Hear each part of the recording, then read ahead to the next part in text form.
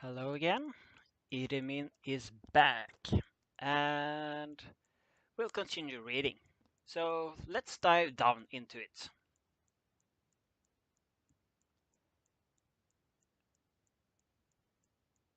Davis stood in the middle of the clearing. His trench coat, previously covered in bullet holes, now had fresh slashes through it, making it all rippled at the bottom and on the sleeves. It was stained with blood, all his own. Said wood doesn't bleed. Uh, and now had taken a redder hue compared to his previous midnight black. Looking around at this, and he saw the mangled corpses of the wooden wolves, and decided that he could use some firewood. He could have been more confused at seeing the tree in the shape of wolves. He hadn't already lost the capability to surprise. After what he had been through, nothing could possibly catch him off guard anymore.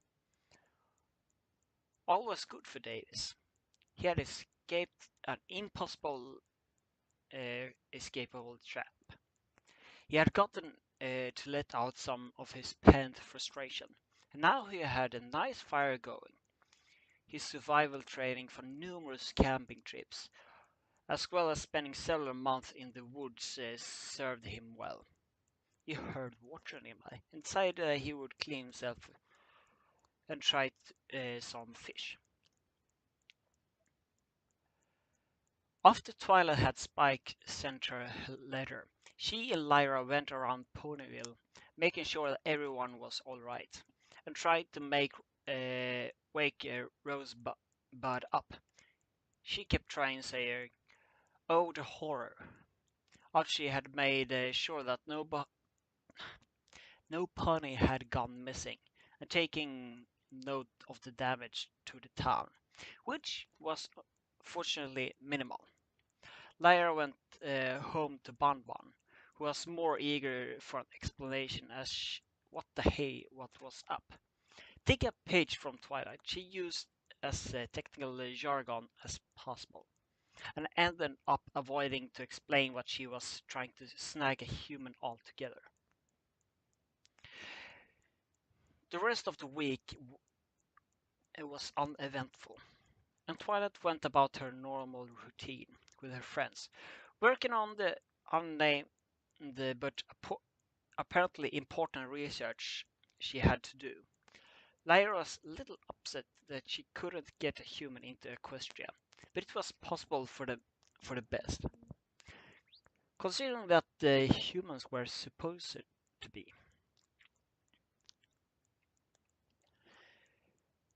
Lyra would have to settle for talking with a human from her dreams, if she could get a hold of him again. To her surprise, she could not. She saw for a few seconds of him making a fire before he immediately blocked her out again. He seemed a bit more relaxed now, so he must have escaped whatever was chasing him again. Although he did have blood on his torn clothes. The thought about he having to fight was a bit worrying. And maybe it was really the best that she had failed to bring him to this world. The force he was in seemed different somehow. It was more familiar than the one he was in before. David spent some time taking in his surroundings while heading toward the sound of water. While the clearing didn't have a single cloud above it, the forest itself seemed to have a dark cloud hanging over it permanently. The canopy was extremely thick. It was almost as if the force was designed for the entire purpose of keeping the light from reaching the inside of it. And such and as such there was not many underbrush plants. The few areas that did allow light to reach to the forest floor were teeming with plant life, almost none of which Davis recognized. Being a rather outdoorish person to begin with, he had the knowledge of almost all the forest plants and animals, and 90% of these were unfamiliar. Then again, he had encountered trees that looked and acted like wolves, so finding a couple of plants that were unknown was totally reasonable. He saw some glowing blue ones that he immediately felt and foreboding about. The entire area around them looked like a video game where the bloom turned out to be way too high. They were giving off some kind of haze, and David thought that would be probably a good idea to not inhaling the glowing blue flower gas. He may or may not being chased, but he was completely unfamiliar terrain, and he was most likely going crazy. The last thing he needed was to get a high of some unknown plants. Continuing towards the river, David saw the dead tree and crouched down to inspect it. After all, it may have been some eatable mushrooms on it, which would have been a nice change to his current diet of 2 fish and 3 blackberries a day. Maybe he could make a stew. Right, probably didn't bring a pot with him for cooking. He normally just balanced his 2 fish with his fish on 2 sticks above a fire. Davis facepalm. What he saw was not a mushroom, but a small flower that he recognized as nightshade. Now, nightshade is a poison, but only if it enters the body, which means either eating it, having it on the bloodstream through wounds, or if you literally bathe in the flower petals. Even then, it would even make you sick unless you got a high dosage. The little flower was different. As soon as David's touches, he felt his life drain from him. He immediately began to absorb the energy he could and pulled his hand away. Fuck, that almost killed me, he vomited.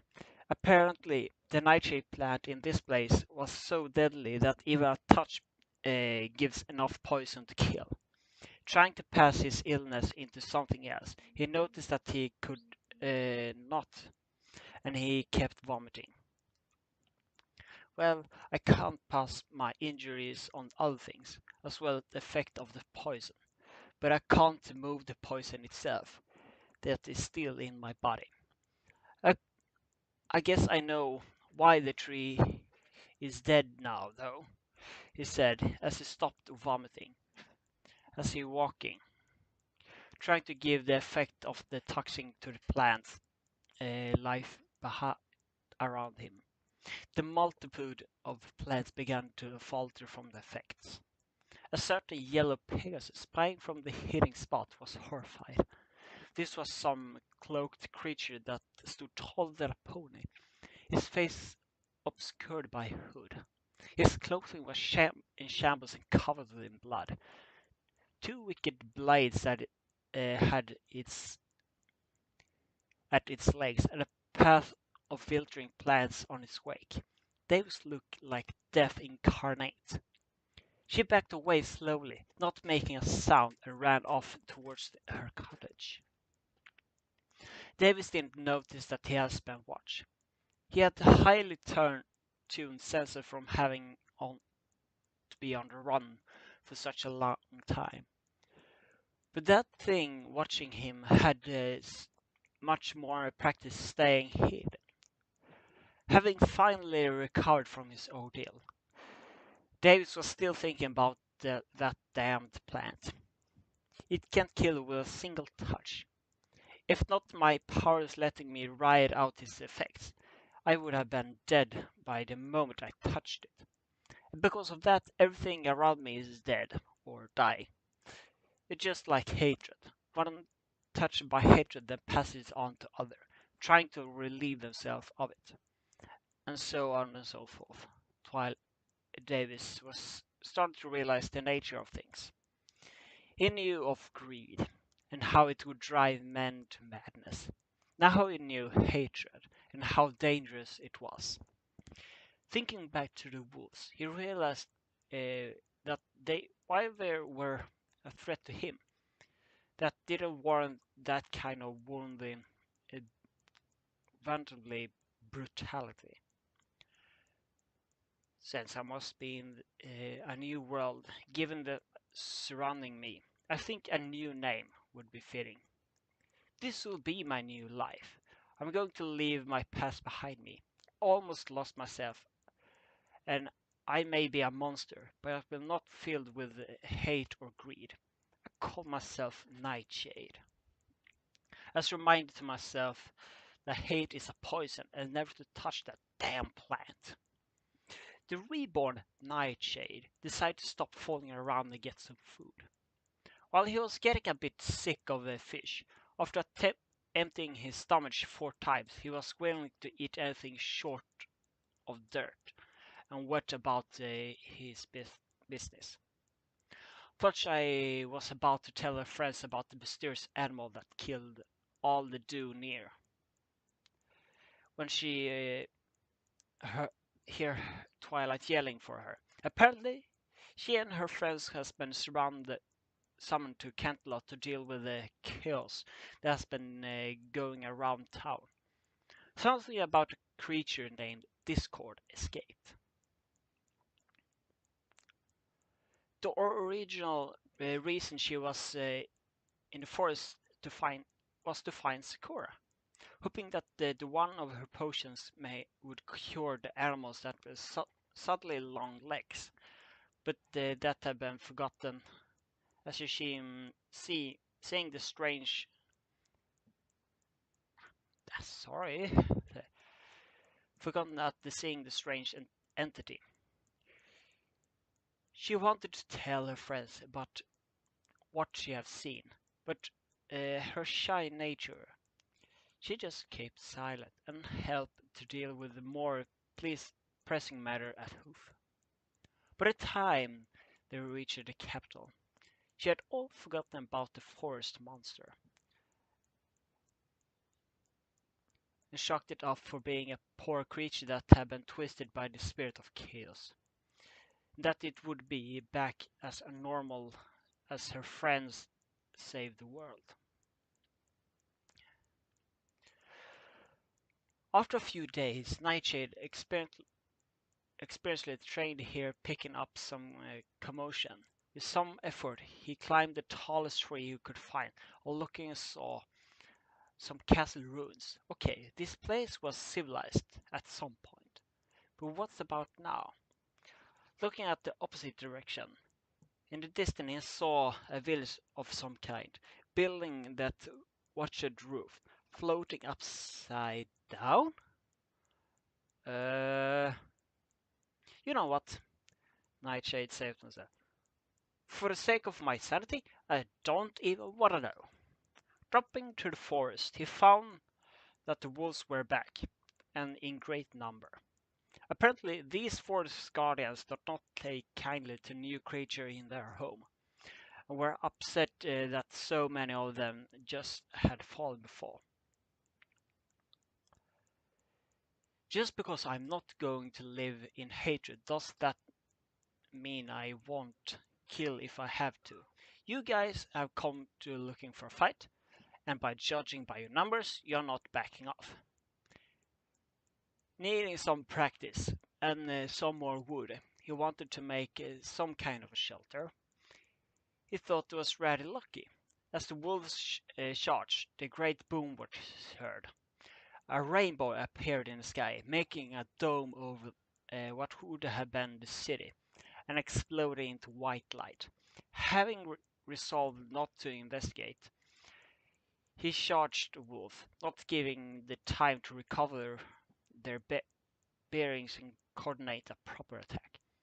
Sorry, nothing personal. Yeah, Zulu here. Yeah, that was a quite interesting chapter. And I have read this series a few many times, but I love it.